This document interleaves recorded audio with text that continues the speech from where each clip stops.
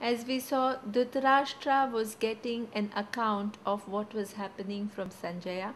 Now the focus is on the battlefield itself.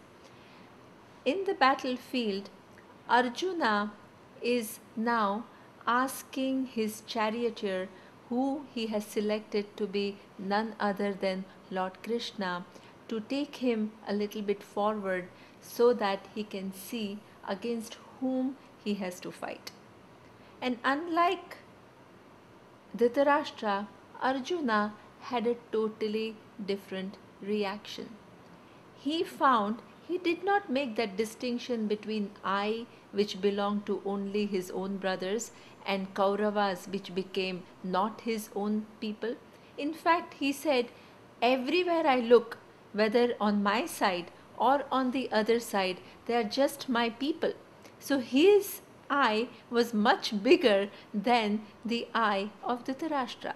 And because of that reason, he broke down. So we will see what he tells Lord Krishna.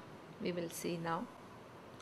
न काङ्क्षे विजयं कृष्ण न च राज्यं सुखानि च किन्नो राज्येन गोविन्द किं भोगैर्जीवितेन वा. He tells Lord Krishna, he says, I don't want any victory. What will I don't even want any kingdom anymore and all the pleasures which go along with that kingdom. In fact, I don't even know why am I fighting. So up to now, the focus of Arjuna has been how they were wronged.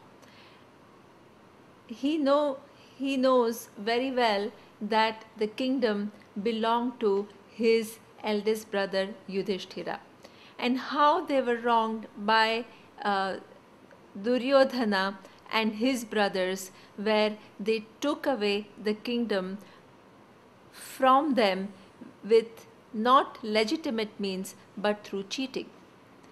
He also remembers how they were humiliated in the game of dice. Not only they lost in the game of dice, but his wife Draupadi, she was humiliated in the public.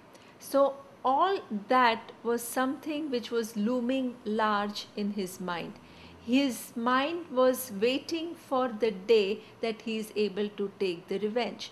Revenge for how they were wronged, and also for the personal insults that they were subjected to, including his wife. That was something which was unacceptable for him. And in fact, he was quite looking forward to this event, and he was all ready to fight. He had no trace of any hesitation up to now.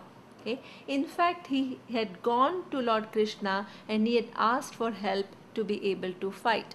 And finally, the day had come that he could settle accounts for years of wrong that they had to go through. But looking at the situation, being right in front of the situation, his reaction was totally different. All this sense of revenge totally melted down. Also, his sense of how they were wronged and they wanted to teach Kauravas a lesson, all these feelings were totally gone from Arjuna. Now he felt that the war was something which was too big a price to pay for what had happened. He was very aware of the fact that in order to win the war, he would have to kill everyone. Because if anybody survived, then the war was not going to be won. And who he had to kill was all his cousins, who were after all his own family. He doesn't make that distinction that me is only my brothers and the people that I love, and then the others who are Duryodhana.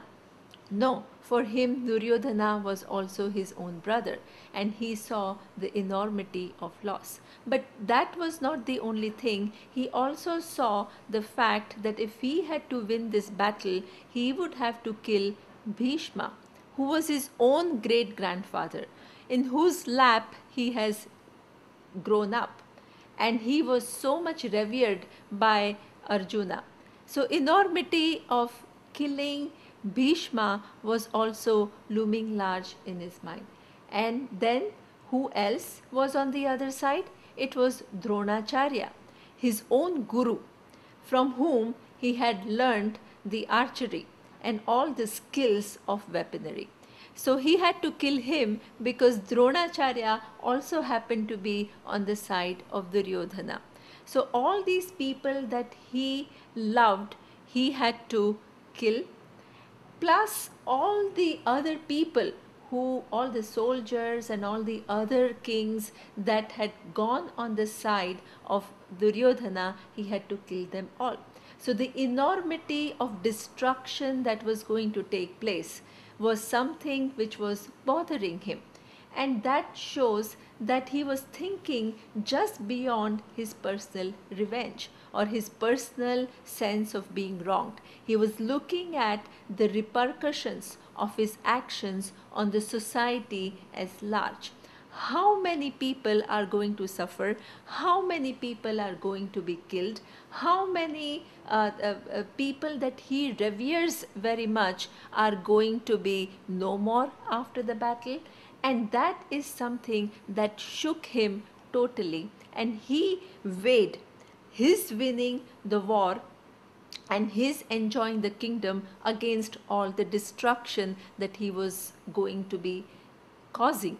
And he felt that if he weighed the two, definitely he should not fight because he can live with very little. He was not even any longer interested in enjoying the kingdom. In fact, this is what he says, that Kim ho rajyena Govinda, hey Govinda, what will I do after getting and winning this kingdom, and all the bhogas, all the pleasures that come along with it are of no use to me, because for with whom I would like to enjoy all the riches, they themselves will be gone as a result of the war. So you can appreciate how Arjuna has a major shift taking place right in front of the battlefield.